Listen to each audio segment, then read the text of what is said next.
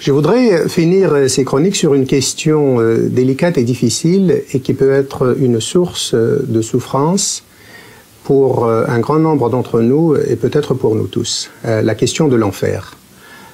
Certains expriment une difficulté de croire en l'enfer, surtout en présence d'un Dieu qui est bon, qui est amour, qui nous a créés. Peut-il mettre en enfer certains des hommes, des femmes, simplement parce qu'ils n'auront pas cru, parce qu'ils n'auront pas reçu Jésus-Christ comme leur Seigneur et leur Sauveur.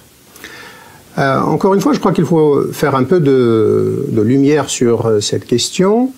À commencer par le point suivant, il faudrait que nous nous débarrassions de l'idée héritée du Moyen-Âge d'un enfer où les gens sont jetés et dans lequel ils souffrent physiquement de façon atroce. Je ne pense pas que ce soit l'image biblique de l'enfer.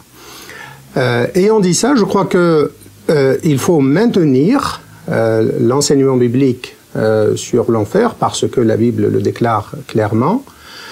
L'une des personnes qui en parle le plus souvent, c'est le Seigneur Jésus-Christ lui-même.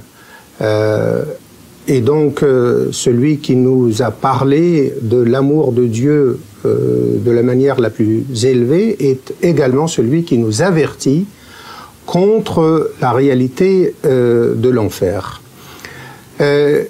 Si la présentation du Moyen-Âge nous paraît terrible, je crois que la réalité sera encore plus terrible pour ceux qui y seront jugés. Aujourd'hui, les personnes les plus cruelles, les personnes les plus inhumaines maintiennent quelque chose de l'image de Dieu en elles.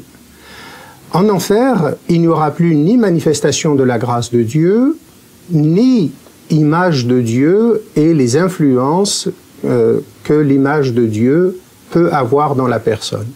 Et donc, la souffrance et le caractère monstrueux d'une créature qui a été créée pour être image de Dieu et qui ne peut pas l'être est proprement indescriptible en nos termes. La réaction que nous devrions avoir, ça n'est pas de nier un élément de l'enseignement biblique, c'est plutôt de le prendre au sérieux et de faire tout ce qui est en notre possible pour mener une vie qui commence avec notre réconciliation avec Dieu, avec la foi en lui comme Seigneur, comme Sauveur, pour éviter justement cette condition.